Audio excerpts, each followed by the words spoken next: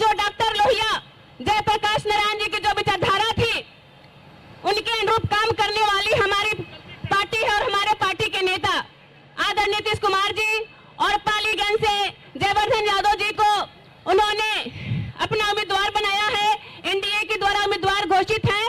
तो हम चाहेंगे कि बहुत से हमारे जो यहाँ पर उपस्थित साथी हैं पुनः उन्हें दोबारा जिताएं, क्योंकि साथियों चुनाव में एक एक वोट का जितना महत्व होता है उससे भी ज्यादा आप महत्व देखते होंगे कि सरकार बनाते समय एक एक विधायक का महत्व हो जाता है। इसलिए हम चाहेंगे कि हमारे तमाम साथी जो पालीगंज के हैं वो बच्चा बाबू को यहाँ से जिता करके भेजे, क्योंकि हमारी लड़ाई यहाँ पर जो भी लोग खड़े हुए हैं वो कोई जीतने के लिए नहीं खड़ा हुआ है साथियों, यहाँ जो भी हमारे खिलाफ खड़ा हुआ है वो हराने के लिए खड़ा हुए हैं। और मैं मैडम जी से कह दे रही हूँ कि अगर वो जीतने के लिए खड़ी हुई थी तब हमारा पूरा जेडीयू उनको साथ दिया था, और आज मैं कहती हूँ कि आज उन लोग को भी साथ देना चाहिए, क्योंकि पहला बार हमारा यह जेडीयू का सीट हुआ है, तो उन लोग को भी तन मन धन से साथ देना चाहिए। यह उपेक्षा बर्दाश्त नहीं होगी। और फिर कल वो कभी अगर इतिहास में आगे आएंगे तो हम लोग भी वैसा उनके साथ करेंगे। इसलिए सभी साथियों से मेरा आग्रह है कि कोई हराने के लिए खड़ा है वोट को बंदरबाट नहीं करे और जयवर्धन यादव जी को जिता करके भेजे। इन्हीं चंद शब्दों के साथ आप सभी का बहुत बहुत धन्यवाद। बहुत बहुत धन्यवाद अध्यक्ष महोदय। अब अगला वक्ता के रूप में श्री पंकज शर्मा जी आए और अपनी बात को रखें। पंकज शर्मा जी 1 मिनट के लिए। मंचासीन हमारे बिहार के माननीय मुख्यमंत्री जी मंच पर पधारे हैं। सबसे पहले हम सब मंचासीन लोगों को नमस्कार प्रणाम करते हैं। समय 1 मिनट मिला है। मेरे भाई जो हमारे लोग इधर उधर गड़बड़ाए हुए हैं, जो इधर उधर झोपड़ा झोपड़ी में घूम रहे हैं, वो थोड़ा सा भरमा गए हैं, उनका दिमाग कुछ कम कर रहा है। वही लोग घूम रहे हैं। आप लोग भरम में मत पड़िए।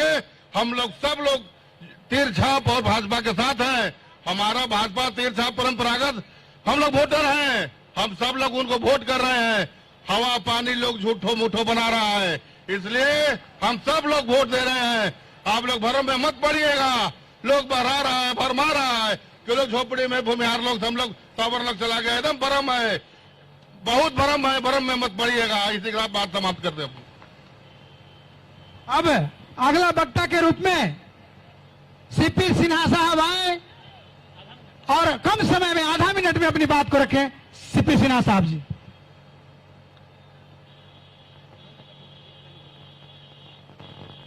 इस चुनावी सभा के अध्यक्ष श्री मिथिलेश जी, मंच पर उपस्थित हमारे बिहार के नेता, एनडीए के भी नेता, उपस्थित भाइयों और बहनों, हम लोग अभी सभी चुनावी समर में हैं। अब चुनावी समर में हैं, 28 को वोट देना है।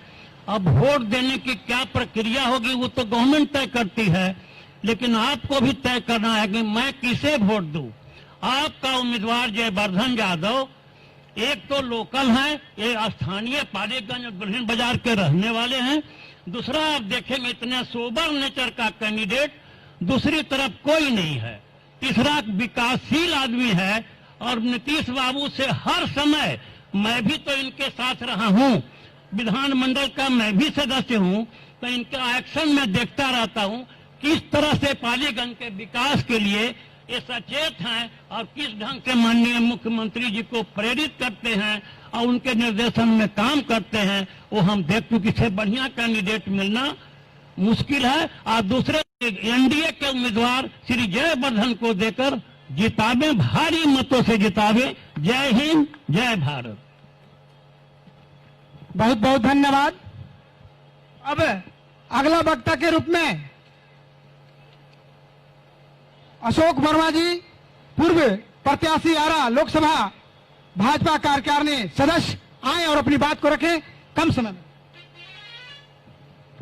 आज के सभा के सम्मानित अध्यक्ष जी, मंच पर बैठे हुए बिहार के विकास पुरुष माननीय मुख्यमंत्री श्री नीतीश कुमार जी, जनता दल यू के कार्यकारी अध्यक्ष श्री अशोक चौधरी जी, इस क्षेत्र के सम्मानित विधायक एनडीए प्रत्याशी और आप लोगों के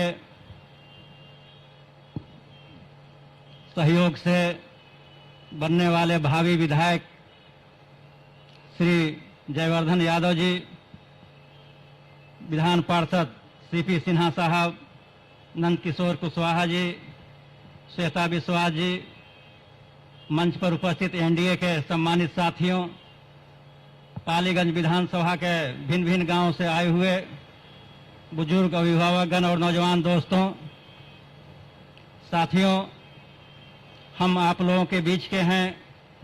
हमारी बातों को तो आप लोग सुनते ही रहते हैं। मैं आपके और माननीय मुख्यमंत्री जी के बीच में दीवार बनना नहीं चाहते। आप उनकी बातों को सुनने के लिए यहाँ इकट्ठे हुए हैं। लेकिन एक बात जरूर आप लोगों से कहना चाहेंगे, आप निसंकोच एनडीए प्रत्याशी जयवर्धन यादव जी को यहाँ से भारी मतों से विजयी बनावें और इस क्षेत्र के विकास के लिए जयवर्धन यादव जी को यहाँ से विधायक चुनने का काम करें। साथियों, आप देख रहे हैं कि बिहार में और खास करके पालीगंज में भी विकास की कल्याणकारी योजनाएं चल रही हैं और क्षेत्रीय और व्यक्तिगत कार्यों के लिए अशोक वर्मा कल भी आप लोगों के बीच था, आगे भी रहेगा और कल भी था। इसलिए साथियों, आप लोग एकजुट होकर के इधर उधर देखने की जरूरत नहीं है और जयवर्धन यादव जी को भारी मतों से विजयी बनावें, क्योंकि समय कम है। और इसी के साथ आपको सब लोगों को प्रणाम करते हैं। जय हिंद, जय हिंद जी। बहुत बहुत धन्यवाद।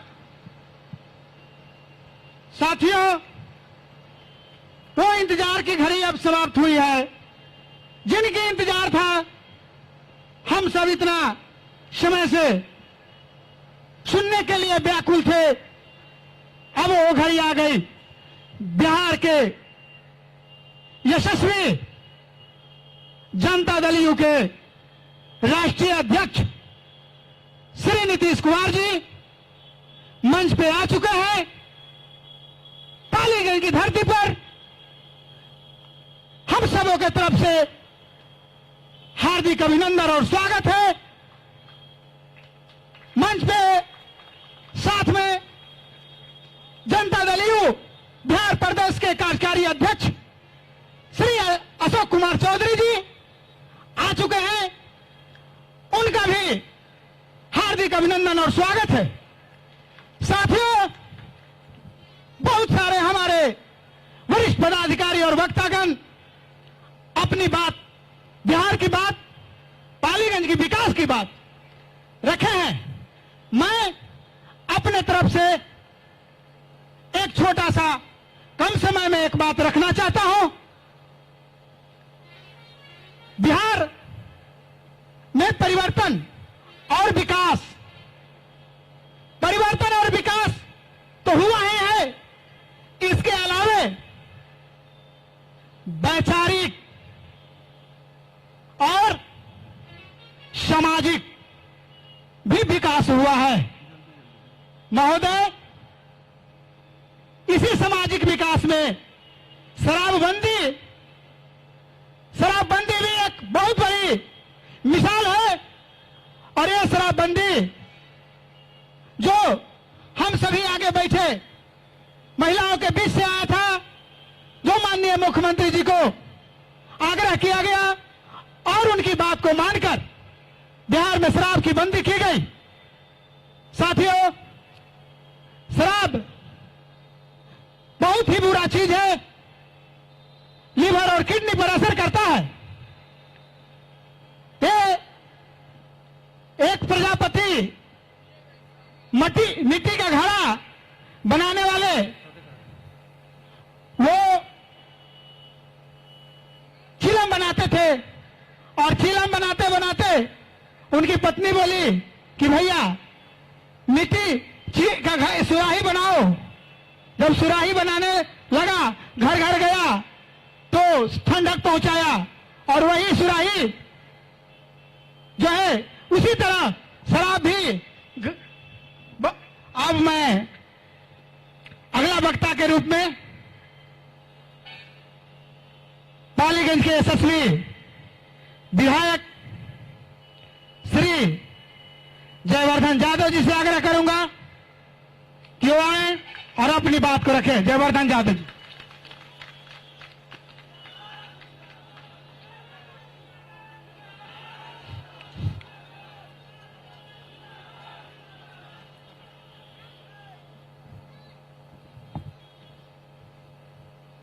मैं अपनी बात सर्वप्रथम इस पावन धरती के 3 महान विभूतियों स्वर्गीय कन्हई सिंह जी, स्वर्गीय चंद्रदेव प्रसाद वर्मा जी और स्वर्गीय शेरे बिहार राम लखन सिंह यादव जी को स्मरण करके प्रारंभ करता हूं। आज के इस चुनावी दौर में पालीगंज स्टेडियम पर पधारे हुए आदरणीय मुख्यमंत्री, जिन्होंने विकास की धारा बहाई है मेरे क्षेत्र में, बिहार में, मैं उनको नेता से ज्यादा अपना मानता हूं। अपना इसलिए मानता हूं कि जो आपको देता है वो नेता हो सकता है, लेकिन जो आपको आपके हक का देता है वो अपना होता है। ऐसे मुख्यमंत्री आदरणीय, परम आदरणीय श्री नीतीश कुमार जी, मंचासीन कार्यकारी अध्यक्ष बिहार जदयू अशोक भैया जी, मंचासीन सीपी सिन्हा विधान पार्षद महोदय, नंदकिशोर कुशवाहा जी, माफ कीजिएगा, डॉक्टर अशोक वर्मा जी को स्मरण करना विशेष तौर पे जरूरी है। स्मरण क्या, मतलब मेरे पीछे ही बैठे हैं, उनका एक राजनीतिक लंबा संघर्ष यात्रा रहा है। एवं मंचासीन राष्ट्रीय जनतांत्रिक गठबंधन के सारे वरिष्ठ नेतागण और इस चुनावी जनसभा में उपस्थित पालीगंज के समस्त आमजनों को मैं हृदय से अभिनंदन वंदन करता हूं। साथियों, 5 साल का लंबा वक्त गुजर गया है। 5 साल एक छोटा समय नहीं होता, लंबा समय होता है। आप लोगों ने मुझे अपना प्रतिनिधि बना करके आदरणीय मुख्यमंत्री श्री नीतीश कुमार जी के नेतृत्व में काम करने के लिए भेजा था। उनके आशीर्वाद से, चाहे हम पक्ष में रहे हों या विपक्ष में रहे हों, लेकिन इस क्षेत्र की जो मांग थी, जो हमारा हक था, उन्होंने उसकी पूर्ति करने का काम किया। आप जानते हैं कि छोटी छोटी बातें हैं, मानवीय भावनाएं होती हैं। एक मृत शरीर को अगर आप 40 किलोमीटर ले करके जाइए पोस्टमार्टम के लिए और फिर 40 किलोमीटर लौट करके लाइए ताकि उसके परिजन बैठ करके उस पर विलाप कर सकें, ये कितना दुर्भाग्यपूर्ण होता था। हमारे नेता नीतीश जी ने इसको देखा, उन्होंने इसको समझा, इस मानवीय भावना को समझा, हमारी भावना को समझा। पोस्टमार्टम जबकि सदर अस्पताल यहाँ नहीं है, यहीं पे प्रारंभ हुआ। हमारी कहानी विकास की यहीं से शुरू हुई थी। आदरणीय मुख्यमंत्री जी सर जब आए थे तो मैंने बगल का प्रोजेक्ट बालिका का भवन उनको दिखाया था और उन्होंने उसी दिन मंच से, जब SS 69 का उद्घाटन था, घोषणा की थी कि प्रोजेक्ट बालिका का नया भवन बनेगा। और आज वो आपके सामने, आपके आंख के सामने बन करके तैयार है। हमारी मूलभूत सुविधाएं हैं। अनुमंडल हमारे यहाँ बने हुए 20 बरस से ज्यादा हो गया था, लेकिन हर छोटे बड़े काम के लिए हमें दानापुर जाना पड़ता था। आज हमारे यहाँ अनुमंडलीय न्यायालय बन रहा है, कारागार बन रहा है, ANM स्कूल बन रहा है, ITI बन रहा है और उसके साथ 50 बेड का अस्पताल भी बन रहा है। इसके अलावा प्रस्तावित जो है वो आपके यहाँ दुल्हिन बाजार में भी एक 30 बेड का अस्पताल प्रस्तावित है। आपके बस डिपो की निविदा हो चुकी है सर के आशीर्वाद से। आपके पालीगंज में बाईपास बना हुआ है, पक्की सड़कें बनी हैं, विशेष तौर पे जो वंचित समाज है, जो पिछड़ा टोला है, उनमें सड़कें बनी हैं।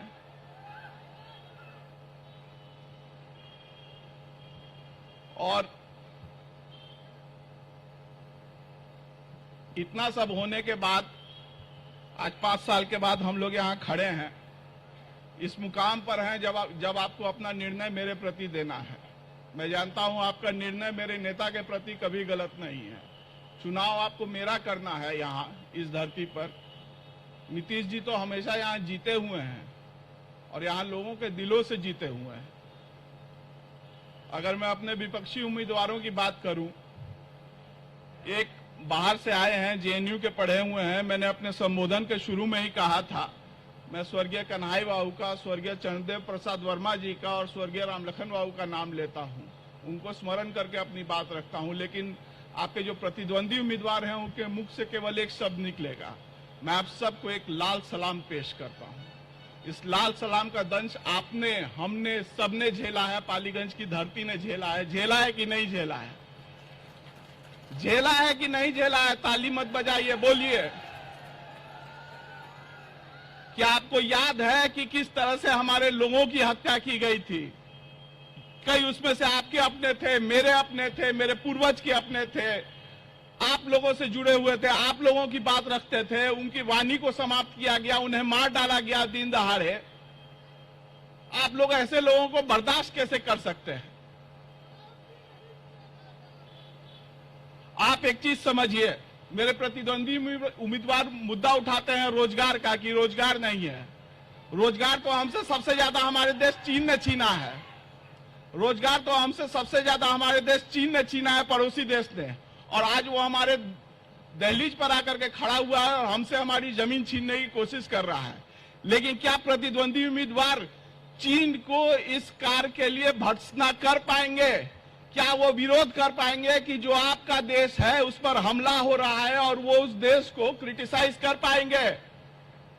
उसके विरोध, उसके बारे में विरोध में बोल पाएंगे? नहीं बोल पाएंगे। इनका एक सेट एजेंडा है, इनका एक सेट एजेंडा है कि जो व्यक्ति लाल सलाम बोलेगा, जो व्यक्ति हमारी बात मानेगा, वही इस समाज का होगा।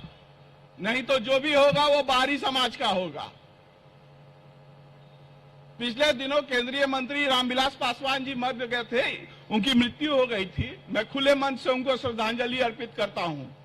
आप अपने प्रतिद्वंदी उम्मीदवार को बोलिए कि वो खुले मन से श्रद्धांजलि अर्पित कर दे। मैं अपनी उम्मीदवारी यहीं पे त्यागने के लिए तैयार हूं। वो नहीं कर पाएगा। उसका केवल एक एजेंडा है, लाल सलाम। उसका केवल एक एजेंडा है, लाल सलाम, जिसका दंश आप और हम सब झेल चुके हैं। लोगों को बरगलाया जा रहा है कि आपको रोजगार मिल जाएगा, स्वास्थ्य मिल जाएगा। आदरणीय मुख्यमंत्री नीतीश कुमार जी के नेतृत्व में 2005 से पहले हमारे यहाँ हर ब्लॉक में एक प्राथमिक स्वास्थ्य केंद्र है, हर प्रखंड मुख्यालय में।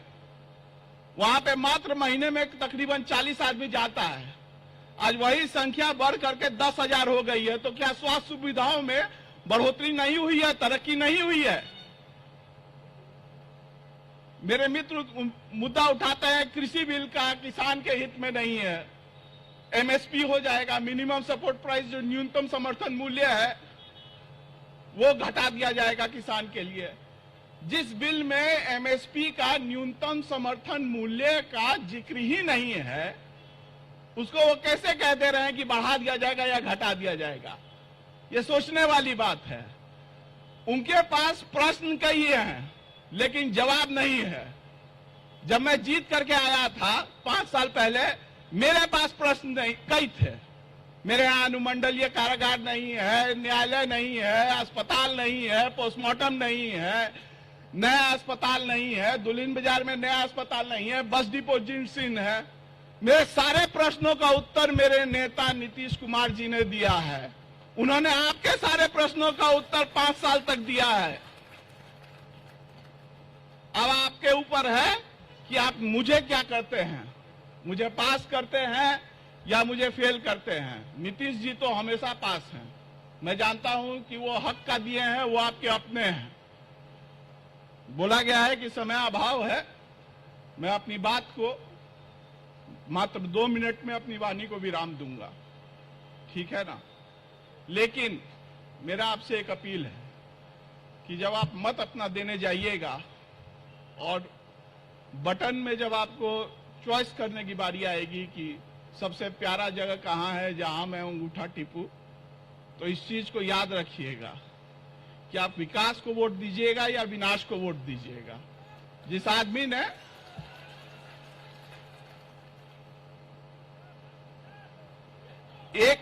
एक मुद्दा, मैं क्षेत्र घूमता हूं, मेरे स्वजातीय लोग मुझसे पूछते हैं, मात्र 1 मिनट लूंगा, कि आप दल बदल क्यों कर लिए। मैंने दल बदल किया है, यह बात सही है, लेकिन मेरा दिल नहीं बदला है। मेरा दिल जहां लगता था मैं वहीं गया हूं। वो पूछते हैं मुझसे कि आप तो चले गए, तो आपने मुझे गाली क्यों दी। जो पिछले विधानसभा लोकसभा में यहां उम्मीदवार थी, जो उनका शीर्षस्थ राज परिवार है, क्या यह बात गलत है कि पिछले 1-1.5 साल से लगातार मुझे, मेरे पिता को, मेरे पूर्वजों को सोशल मीडिया पर, बाजार में गाली दी जा रही थी उन लोगों के द्वारा। क्यों नहीं रोका आपने। 10 बार मैंने बोला इस चीज को, 10 बार मुद्दे को उठाया, सुनवाई हुई नहीं हुई, बस बोल दिया गया सब ठीक हो जाएगा। हम क्या कर सकते हैं, क्या करते हम, गाली सुने। कोई काम अगर मैंने ईमानदारी से काम नहीं किया है तब आप मुझे गाली दीजिए, अगर मैंने आपके लिए काम नहीं किया मुझे गाली दीजिए। लेकिन आप मुझे गाली इसलिए दीजिएगा क्योंकि राजनीतिक रूप से मैं आपसे ज्यादा महत्व रखता हूं इस क्षेत्र में, तो माफ कीजिएगा, यह मुझे स्वीकार नहीं होगा। मैं शेरे बिहार का पोता हूं, लड़ते लड़ते मर जाऊंगा, लड़ते लड़ते मर जाऊंगा, गला कटा लूंगा, गला झुकाऊंगा नहीं, सिर नहीं झुकाऊंगा। बहुत बहुत धन्यवाद। बहुत बहुत धन्यवाद। अब अपना महत्वपूर्ण समय बिहार प्रदेश के कार्यकारी अध्यक्ष माननीय श्री अशोक चौधरी साहब समय को देखते हुए अपना समय, अब जिनका इंतजार था हम सबों के गार्जियन,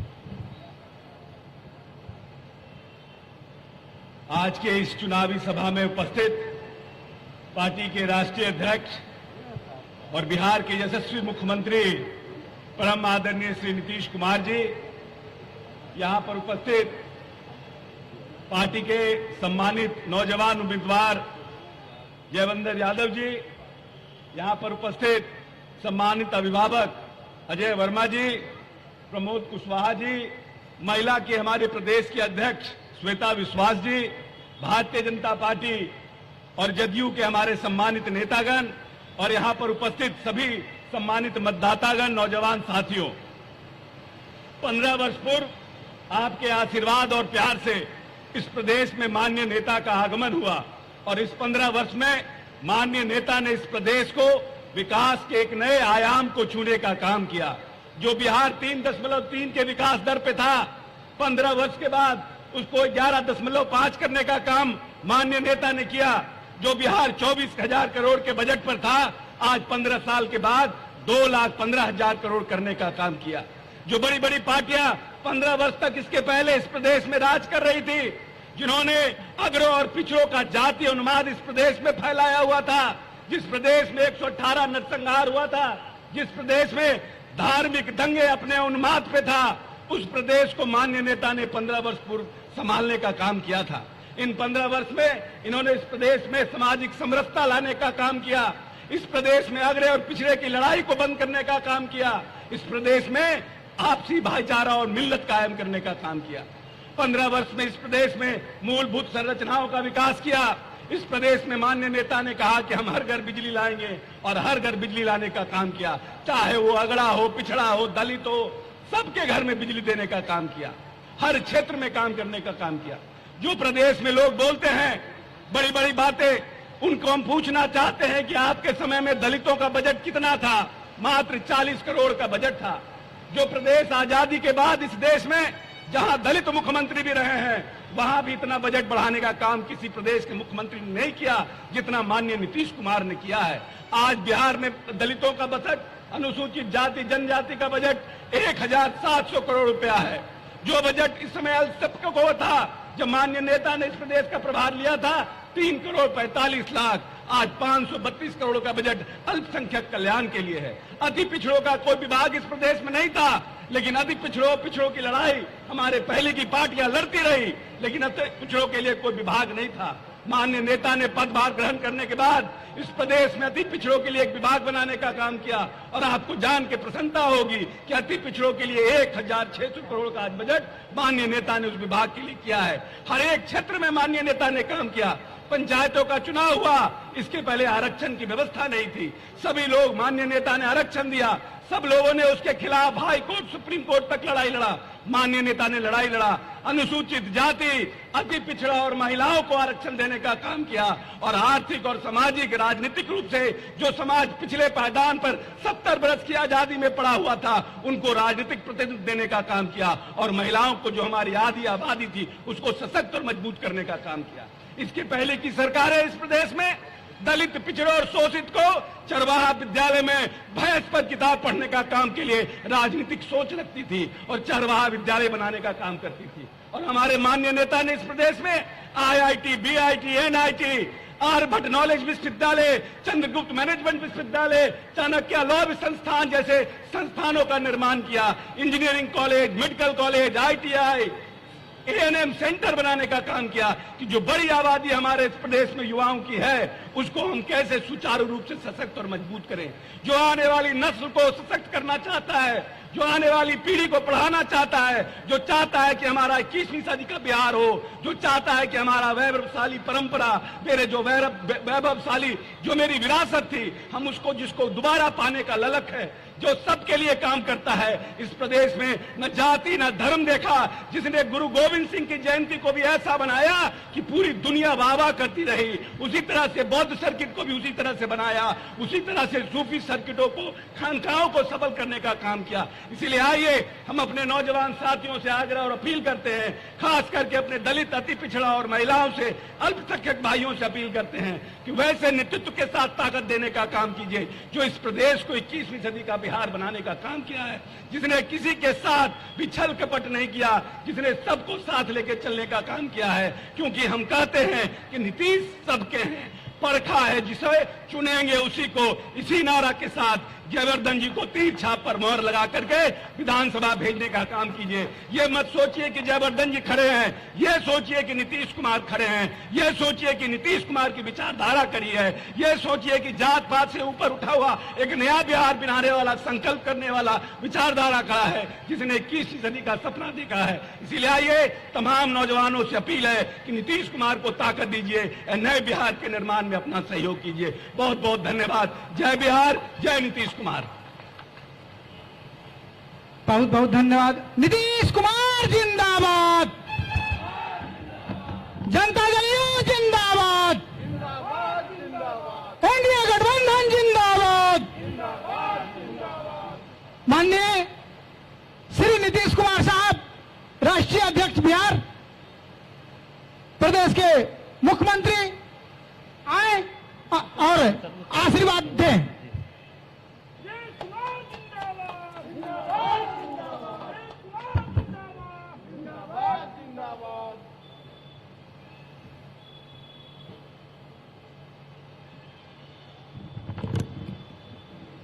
मैं सबसे पहले इस चुनावी सभा में उपस्थित होने के लिए आपको हृदय से धन्यवाद देता हूं।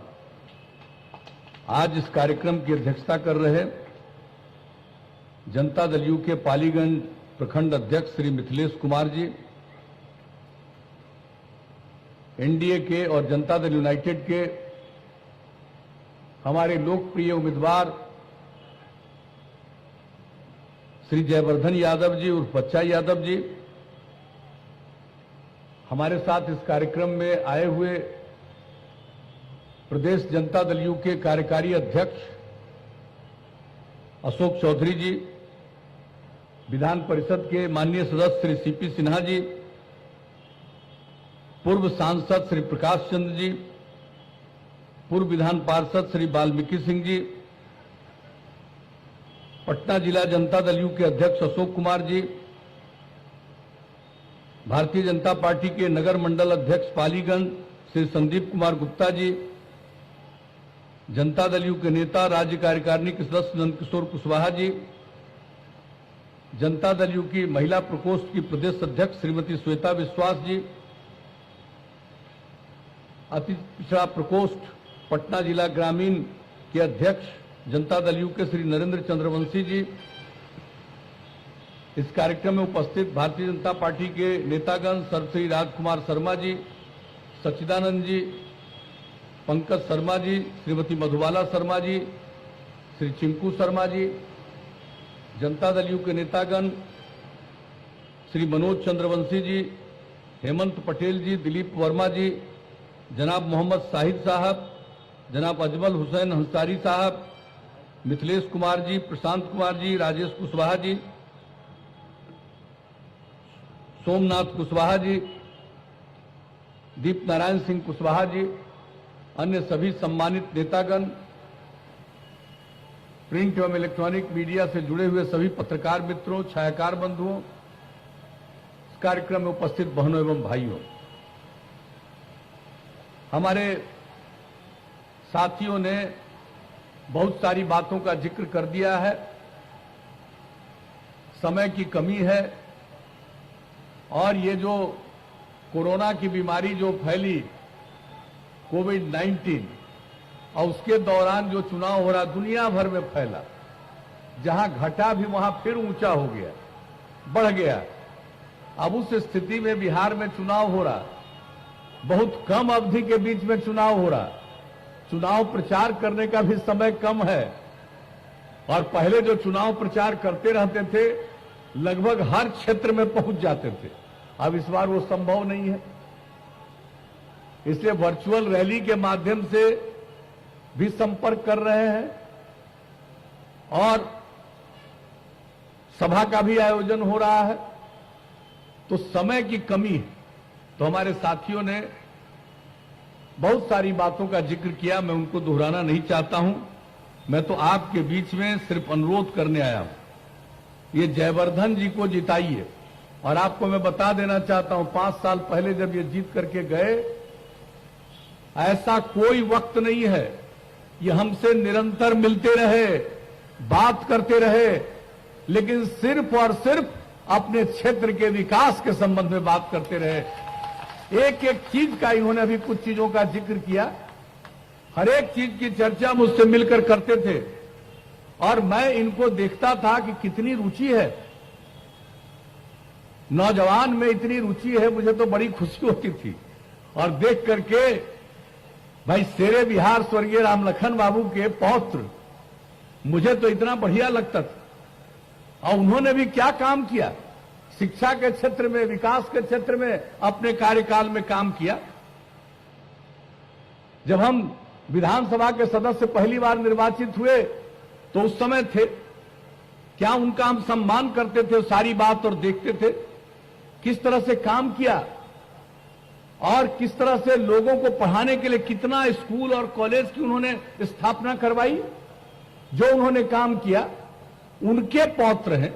और जो हम देखते थे कि काम में दिलचस्पी, विकास के काम में दिलचस्पी, कोई दूसरी चीज में दिलचस्पी नहीं थी हमारे भाई जयवर्धन की, तो मुझे तो इतना प्रसन्नता होती थी कि सचमुच ऐसा ही युवा को आगे बढ़ना है। आजकल लोग किसको मौका दे रहे हैं? भाई एक बात हम बता देते हैं, मेरे लिए पूरा बिहार एक परिवार के लोगों से मतलब नहीं है। और जरा देख लीजिए किन लोगों को बढ़ावा देते, आप जरा देख लीजिए स्वर्गीय रामलखन बाबू के पौत्र में कितनी बुद्धि है, काम की कितनी समझ है और किस तरह से कोई काम को करवाने में लगातार व्यस्त रहते थे, काम करते थे। ऐसे लोगों को आगे नहीं बढ़ाना है जिसको किसी चीज की समझ नहीं है, कोई जानकारी नहीं है, वैसे ही लोगों को आगे बढ़ाना है। तो आप जान लीजिए, और हम लोगों को जब से मौका दिया है आप लोगों ने, हम तो एक बार नहीं अनेक बार यहां पर आए हैं, फिर आ जाने का मौका मिला है, हम तो आपका अभिनंदन करते हैं।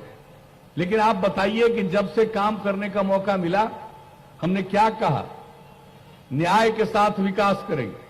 उसका मतलब है हर इलाके का विकास और हर तबके का उत्थान। तो हम लोगों ने किसी इलाके की उपेक्षा नहीं की, हर इलाके का विकास किया, हर तबके का उत्थान किया, समाज के हर तबके का। और जो किनारे पर थे उनको मुख्य धारा में लाने के लिए जो हम लोगों ने प्रयास किया, महिलाओं के लिए, अल्पसंख्यक समुदाय के लिए, अनुसूचित जाति जनजाति के लिए, अति पिछड़ा वर्ग के लिए किस तरह से उत्थान किया। इन लोगों को काम करने का मौका मिला था, कहां किसी को बढ़ाते थे?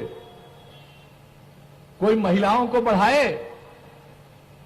अल्पसंख्यक समुदाय को कोई अवसर दिया? क्या दिया मौका अनुसूचित जाति जनजाति को? कहां मौका दिया और लोगों को जो गरीब गुरबा पिछड़े वर्ग में थे? कोई मौका नहीं दिया। लेकिन हम लोगों को काम करने का मौका मिला तो हमने समाज के सब तबके के उत्थान के लिए काम किया। और अभी बोल रहे थे जयवर्धन जी कि कोई कानून का राज था, क्या स्थिति थी, अपराध की कितनी घटनाएं घटती थी। और जब हम लोगों को काम करने का मौका मिला हमने कानून का राज कायम किया। एक स्थिति हुई और जान लीजिए, कुछ लोग अपना बोलते रहते हैं। अभी अध्यक्षता कर रहे थे, वो एक बात बोले, कुछ लोग तो मेरे खिलाफ इसलिए रहते हैं। महिलाओं की मांग पर हमने शराबबंदी लागू किया। अब कोई भी काम आप करिएगा, आदमी का स्वभाव होता है, कुछ आदमी तो गड़बड़ करेगा ही, चाहे कुछ भी करिए कुछ गड़बड़ करता है। लेकिन कुछ जो लोग हैं ना, चंद धनी मानी लोग, बड़े लोग हमारे बहुत खिलाफ। हम तो महिलाओं की इच्छा को पूरा करने के लिए हमने शराबबंदी लागू किया। लोग बहुत सख्त हैं, सख्ती से मेरे खिलाफत करते हैं, काम की बात नहीं करते हैं, उल्टा पुल्टा प्रचार दुष्प्रचार करते रहते हैं। तो यही तो सबका है।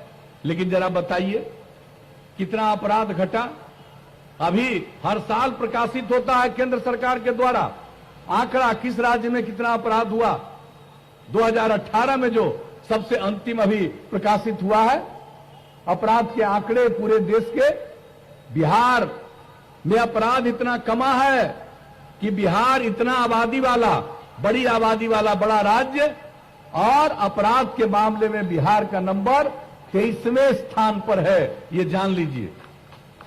और विकास का काम, विकास में जो प्रगति हुई है, प्रति वर्ष बिहार के विकास में इस देश में अन्य राज्यों में जो विकास का दर है उससे ज्यादा, सर्वाधिक, लगभग 12.5% विकास का दर रहा है। और प्रति व्यक्ति आय में वृद्धि आप जान लीजिए, क्योंकि हमारी आबादी बहुत बढ़ती जाती है, तो उस हिसाब से प्रति व्यक्ति आय में वृद्धि 10.5% के हिसाब से हुई है। तो हम लोग तो काम करते रहे। कौन सा काम आप बताइए? पुरुष और स्त्री मिलकर के काम करेंगे तभी समाज आगे बढ़ेगा। महिलाओं की उपेक्षा किनारे पर। और जो हमने महिलाओं के लिए काम किया, पंचायती राज संस्थाओं में, नगर निकायों में महिलाओं को 50% का स्थान। कितनी बड़ी संख्या में महिलाएं जनप्रतिनिधि हुई। लड़कियां पढ़ कम पाती थी, गरीबी के कारण बहुत लोग अपने बेटियों को मिडिल स्कूल में भी पढ़ने के लिए नहीं भेज पाते थे, क्योंकि उसके लिए जो कपड़ा चाहिए वो दे नहीं पाते थे। हम लोगों को जब काम करने का मौका मिला, पोशाक योजना, लड़कियों की संख्या कितनी बढ़ी, गांव का दृश्य कितना बदला। और उसके बाद हमने कहा कि सिर्फ 8वीं क्लास तक पढ़ाएंगे। जब लड़कियों के बारे में पता किया पूरे बिहार में, 9वीं क्लास में इतनी बड़ी आबादी का राज्य, मात्र 1,70,000 से भी कम लड़कियां पढ़ती थी। और उसके बाद जब हमने साइकिल योजना की शुरुआत की, पोशाक योजना को और बढ़ाया नीचे से ऊपर तक, कई प्रकार की सहायता देना शुरू किया। नतीजा क्या हुआ? अब लड़का और लड़की दोनों मैट्रिक में भी बराबर। और इस बार जान लीजिए, इस बार जो मैट्रिक की परीक्षा हुई, इसमें लड़का से थोड़ा ज्यादा लड़की ही गई मैट्रिक की परीक्षा में। इतना बड़ा परिवर्तन हो रहा है। जब नर और नारी सब मिलकर के आगे बढ़ेंगे तभी आगे होगा। क्या स्थिति थी? हमने जो काम किया, यहां लोगों को मौका मिला। स्वयं सहायता समूह कितना कम था। हमने पहली बार वर्ल्ड बैंक से कर्ज लेकर के जीविका योजना, जीविका समूह का गठन किया। और तय किया कि 10 लाख स्वयं सहायता समूह बनाएंगे, और आज खुशी है उस लक्ष्य को पूरा कर लिया। 1 करोड़ 20 लाख से भी ज्यादा महिलाएं स्वयं सहायता समूह, जीविका समूह से जुड़ गई।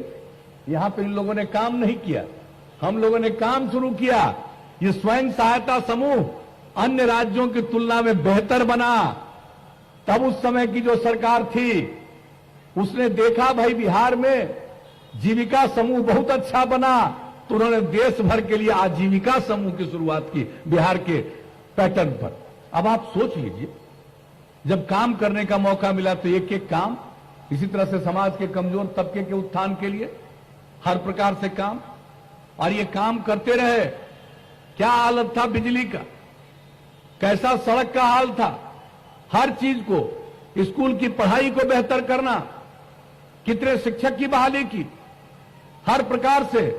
और जब हमने देखा स्कूल से बाहर रहने वाले बच्चे सबसे अधिक कौन है, 12.5% जो बाहर रह रहे हैं, उसमें सबसे अधिक संख्या थी या तो महादलित की या अल्पसंख्यक समुदाय की। उनको आगे बढ़ाने के लिए जो टोला सेवक, तालमी वर्कर, स्वयं सेवक, ये काम करके 30-30 हजार लोगों को बहाल करके और उनको 60 साल तक के लिए बहाल कर दिया और उनसे काम लेना शुरू किया। किस तरह से शिक्षा के क्षेत्र में, स्वास्थ्य के क्षेत्र में, हर जगह हम लोगों ने काम किया है। और उसके बाद, और जान लीजिए, पहला 5 साल में काम शुरू किया, लोग प्रसन्न हुए, उससे भी ज्यादा दूसरा 5 साल किया, उससे भी ज्यादा तीसरा 5 साल। जितना हम रात दिन मेहनत करते हैं, हमारा कोई धंधा है, आपकी सेवा करना ही हमारा धर्म है। पूरा बिहार एक परिवार, उनकी खिदमत करना ही हमारा धर्म है, और यही काम कर रहे हैं। और उसके बाद जब इस बार 5 साल का मौका मिला तो हमने 7 निश्चय की बात कही। युवाओं को आगे बढ़ाने के लिए महिलाओं को 35% का सरकारी सेवाओं में आरक्षण, उसके पहले हमने पुलिस में आरक्षण कर दिया था महिलाओं को 35%। अरे पहले देखते थे कि कोई महिला भी पुलिस में थी, बहुत कम, नाम मात्र की, और अब देखिए कितनी बड़ी संख्या में पुलिस में महिलाएं हैं। और जितनी अधिक महिलाएं बिहार में पुलिस में हैं, शायद ही किसी राज्य में, इस देश में, दूसरे राज्य में हो। तो हर प्रकार से काम करवाया। और अब जो 7 निश्चय के अंतर्गत हम लोगों ने काम किया, युवाओं के लिए बता रहे थे आपको कितनी संस्थाएं, कितने मेडिकल कॉलेज, हर तरह के संस्थान, इंजीनियरिंग कॉलेज, पॉलिटेक्निक, पैरामेडिकल संस्थान, आईटीआई, महिला आईटीआई, जीएनएम संस्थान, कितना सबकी स्थापना जिला और अनुमंडल के स्तर पर हम लोगों ने कराया। ये सब काम हम लोग कर किए, और कितने बड़ी संख्या में हुआ। अब किसी को मजबूरी में पढ़ने के लिए बिहार के बाहर नहीं जाना पड़ेगा, कोई अपनी इच्छा से जाना चाहे जा सकता है। ये सब काम करवाया।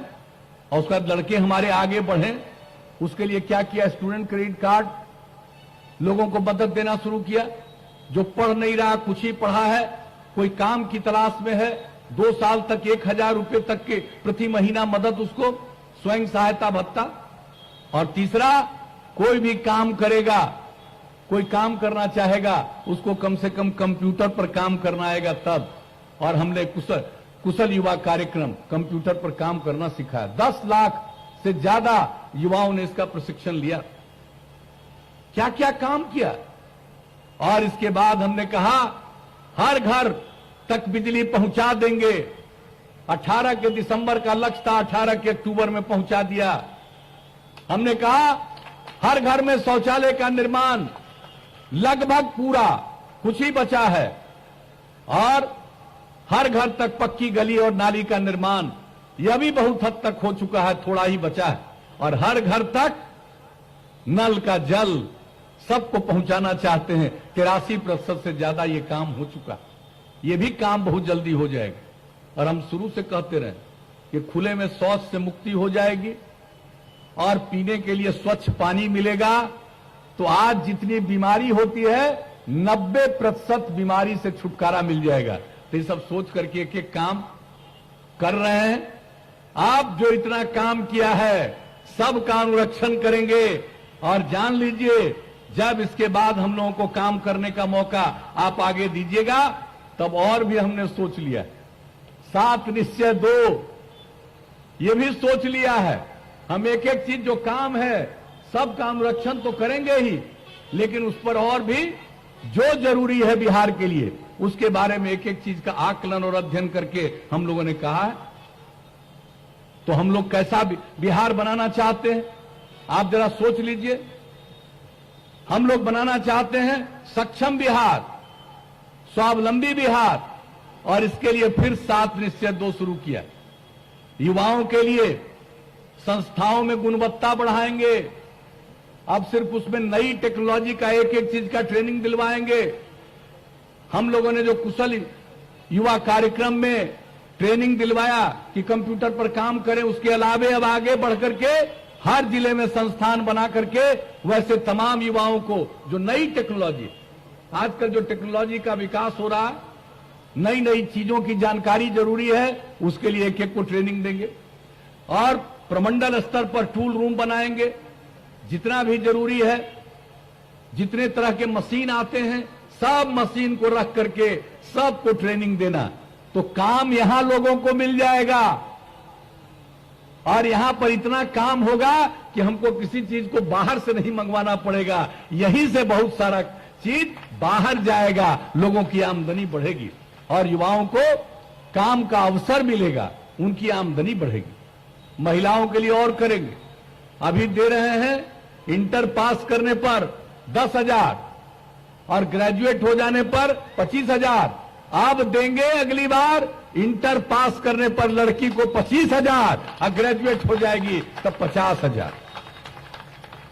आज जितना भी है कोई भी काम करने के लिए, जैसे हमने अनुसूचित जाति जनजाति अति पिछड़ा के लिए दिया है 10 लाख रुपए तक की, हर महिला के लिए भी वो उपलब्ध करा देंगे। तो एक एक काम इस तरह से करना। और जितना सरकारी कार्यालय है सब में अब उसमें महिलाओं की उपस्थिति पोस्टिंग होगी, ताकि कोई जाएगा किसी सरकारी कार्यालय में तो देखेगा सिर्फ पुरुष नहीं, महिलाएं भी काफी संख्या में काम कर रही हैं, तो लोगों का मनोबल ऊंचा होगा कि स्त्री और पुरुष मिलकर के काम करेंगे, समाज आगे बढ़ेगा। अब आप जान लीजिए, इसके अलावे हर खेत तक सिंचाई का पानी पहुंचा देंगे। अगली बार मौका दीजिएगा, अब कोई सूखा नहीं रहने देंगे, हर खेत तक सिंचाई का पानी पहुंचा देंगे। और हर गांव में अब नल का जल तो हम दे ही दिए हैं आप सब लोगों को, अब उसी तरह से अब सोलर स्ट्रीट लाइट, यानी रात भर में रोशनी रहेगी सौर ऊर्जा के माध्यम से। घर का बत्ती बुझा दीजिएगा और बाहर पूरा रोशनी रहेगी। ये काम हर गांव के लिए करेंगे, जान लीजिए। सिर्फ घर तक बिजली पहुंचा दिया, उसके आगे ये जो है सोलर स्ट्रीट लाइट सौर ऊर्जा के माध्यम से हर शहर में पूरा का पूरा तौर पर रोशनी रहेगी। ये काम करेंगे। सब पूरे गांव की सफाई का इंतजाम एक एक व्यवस्था करेंगे। पशु एवं मत्स्य संसाधन के लिए इंतजाम, शहरी इलाकों में भी सफाई का इंतजाम, पानी जो निकलता है उसके निकालने का एक एक इंतजाम, कहीं पर पानी जमा न रहे, ये सब काम करेंगे।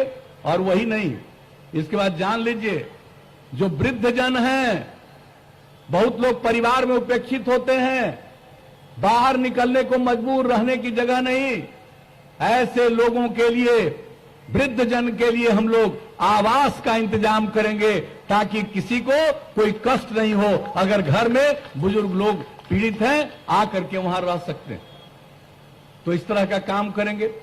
और जो गरीब गुरबा तबका है शहर में रहने वाला, जिसको रहने की कोई जगह नहीं है, हर शहर में बहुमंजिला इमारत बना बना करके हर गरीब आदमी को जगह दे देंगे रहने का।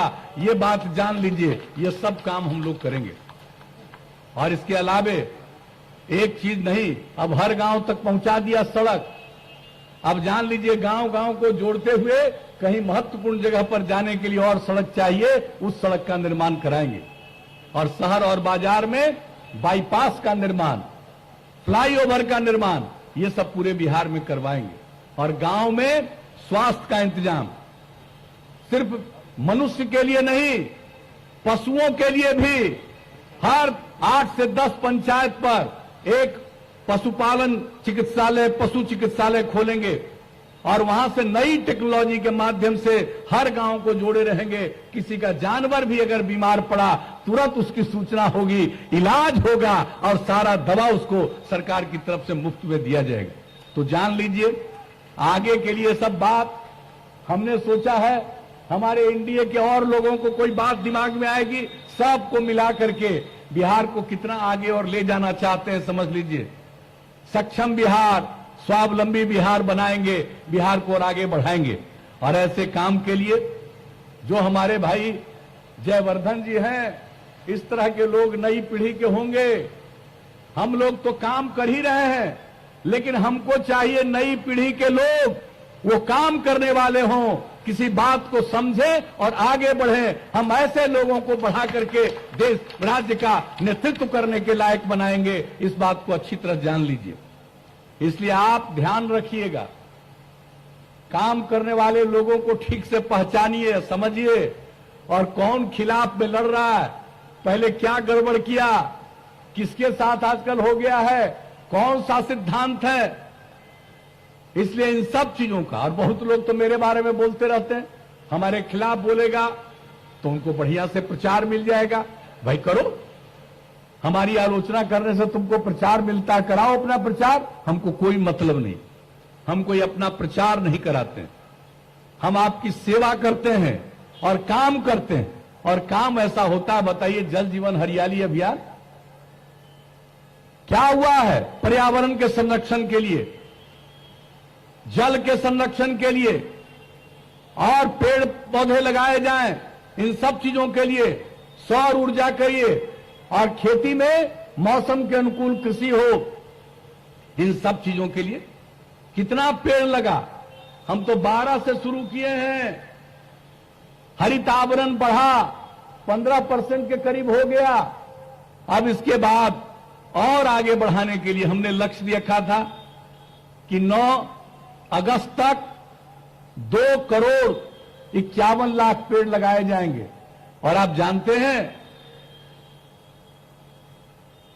3,47,00,000 पेड़ लगा दिए गए। आप समझ लीजिए, 5 जून से शुरू होकर के ये कोरोना के रहने के बावजूद 3,47,00,000 पेड़ लगे। और जब जल जीवन हरियाली अभियान के पक्ष में मानव श्रृंखला बनाई 19 जनवरी को, 5,16,00,000 से लोग ज्यादा भाग लिए, 18,000 किलोमीटर से ज्यादा।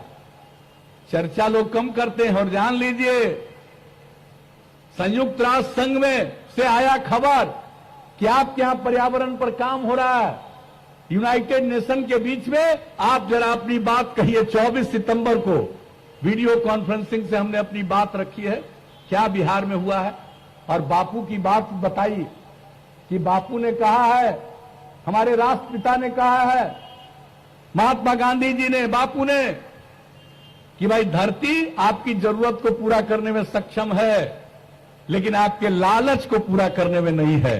ये पर्यावरण के बारे में जो बापू ने कहा, हम तो एक एक काम उनके द्वारा जो कुछ भी बताया गया उन सब के दृष्टिकोण से हम लोग चलते हैं। इसलिए बिहार को और आगे ले जाना है, अपना काम और केंद्र सरकार का भी पूरा सहयोग। जो काम हम लोग कर रहे हैं वो कर रहे हैं। इसके अलावा हर क्षेत्र में, सड़क के क्षेत्र में, किसानों के लिए, अन्य कई जगहों पर गांव के गरीबों के लिए केंद्र सरकार की तरफ से भी योजनाएं बनाकर मदद की जा रही। तो इस तरह से मिलकर के केंद्र की सरकार और राज्य की सरकार मिलकर के बिहार को बहुत आगे बढ़ा रही है और आगे बढ़ाएगी। इसलिए हम आप सबसे अनुरोध करेंगे कि ऐसे काम करने वाले सुयोग्य व्यक्ति को, भाई जयवर्धन को विजयी बना करके भारी मतों से बिहार को आगे बढ़ाने का संकल्प लीजिए। यही हमारा आप सबसे अनुरोध है। तो जरा बताइए, जिताइएगा कि नहीं जिताइएगा? तीर छाप के बगल का बटन दबा करके वोट देना है, जिताइएगा ना वोट दे करके। बहुत धन्यवाद। अब बताइए, इनको हम माला पहना दें, जीत का माला हाथ उठा के बताइए। चलिए, बहुत धन्यवाद।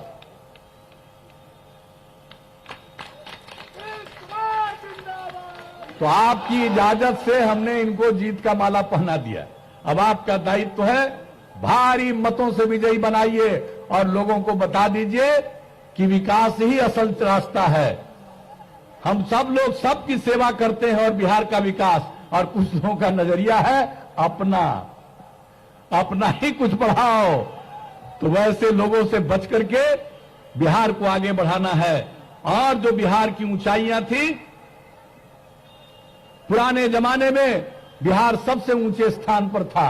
हम सब मिलकर के बिहार को उसी ऊंचाई तक पहुंचाने में कामयाब होंगे।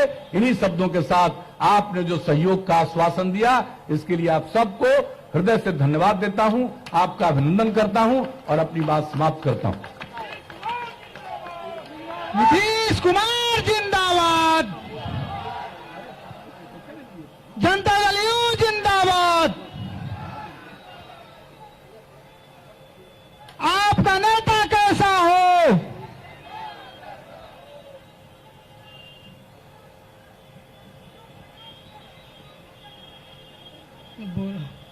बहुत बहुत धन्यवाद। अब सभा की समाप्ति की जाती है। नीतीश कुमार जिंदाबाद।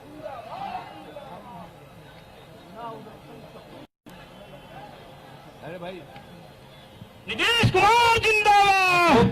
अशोक जी भी है, नीतीश कुमार जिंदाबाद। करते हैं, ये सब काम में लगे हुए हैं। बहुत धन्यवाद। नीतीश कुमार जिंदाबाद, एनडीए गठबंधन जिंदाबाद।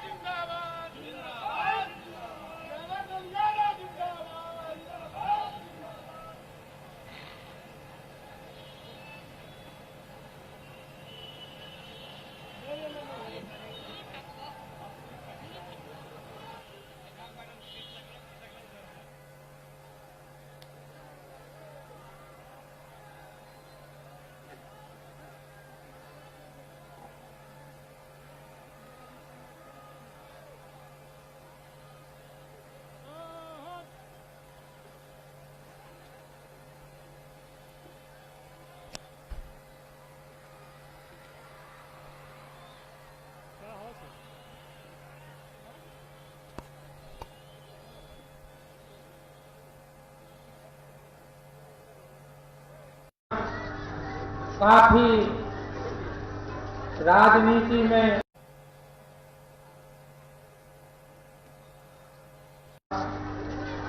यहाँ पर जो पदार्पण हुआ है,